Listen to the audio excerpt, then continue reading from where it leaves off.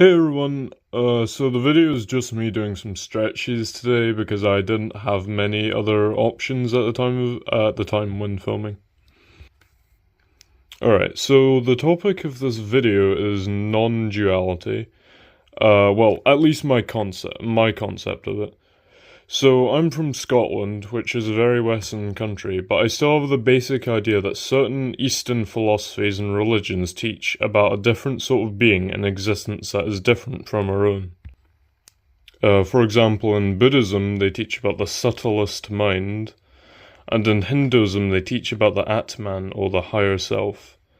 And talking in a more literal sense, for example, some Hindus wear a red dot which symbolizes, and I hope I say this right, the Ajna chakra, or the third eye. So with this, I assume it carries a pretext of seeing things. Hence the eye. Now, going off topic, I have mentioned in my previous videos that I have OCD, which is short for obsessive compulsive disorder.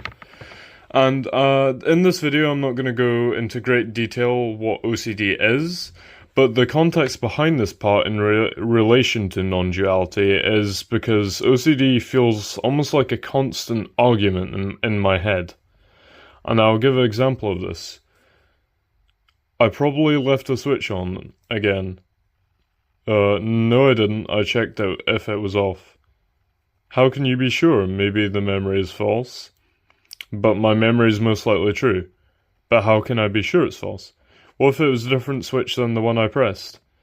I mean, it looked like the oven switch though, not a different one. So, summed up, it's a constant argument of opposites, right? Is the switch on or off? And it's a basic example of duality, which is, light and dark, good and evil, and on and off. These are all examples of duality. Alright, so, this isn't a great drawing, I know, but I made a little sketch to show what I mean. The only options in duality are either on or off.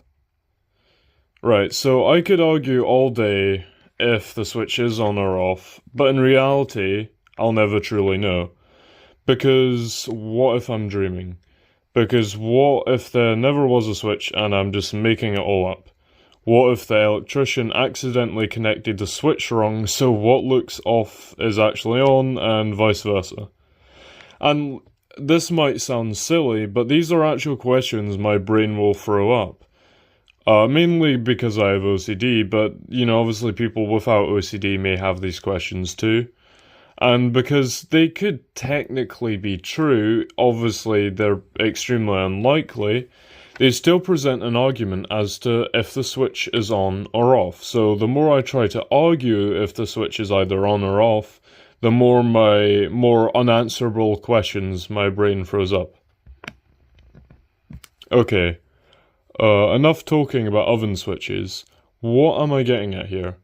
I subtly mentioned it earlier. The reality is I'll never truly know. The more we try to define things as definitely one thing or another, like hot or cold, like light or dark, then the more we get stuck. In reality, it doesn't matter if the switch is on or off. If my house burned down because it turns out I did leave the oven on, that would be annoying, yeah, but I could still live. So why would I spend any more time than necessary to engage with this argument in this argument of dualities? Despite this video talking about non-duality, however, I don't think any amount of talking would take us closer to actually experiencing non-duality. If I had to choose an image of what non-duality is, however, I would look at a picture of Shakyamuni Buddha. I hope I said that okay, who is the main Buddha we associate with Buddhism, and would point to the very slight smile he wears. And notice he doesn't grin in pleasure, but he doesn't laugh in joy, or he doesn't scowl in disappointment, and he doesn't shout in anger. He just sees, and that's all. Maybe this doesn't make a lot of sense, and that's okay, it's not supposed to. The more we get stuck in terms of duality, if something makes sense or not, the more that again leads us away from the path of non-duality. It doesn't make a lot of sense to me either, with my very logical and rational brain designed to keep me alive and fighting. I'm not trying to be narcissistic, by the way. I'm really bad at maths and, anything to do with numbers. I'm just saying all humans are conditioned to have a very rational brain, and that's part of our brain chemistry. So really, what I'm saying, to experience true non-duality is to actually not to try to experience it, not to try to run from it either. I think the only way that I can sum up to give you an idea of how to experience non-duality, or even what non-duality is observe everything and take nothing.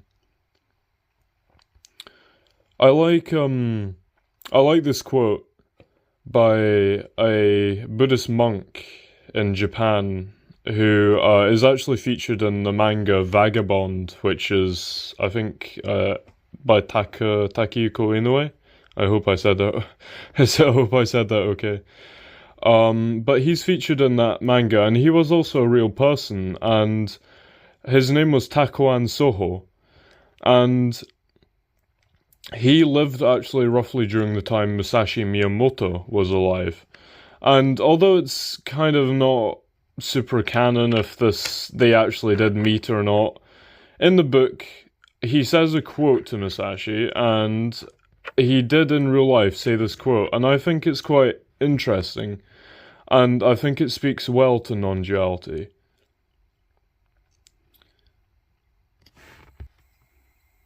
Preoccupied with a single leaf, you won't see the tree.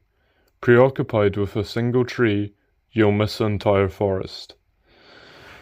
And I think, although doesn't directly speak about non-duality, I think it can be applied to it, because it reminds us that the more we get involved with either is something on or off or light or dark, even though these questions are really unanswerable, because in reality we'll never truly know, because all these crazy scenarios could be technically true, the more we try and define something as on or off, or the more we get embroiled in this argument, the more we become preoccupied with the single leaf.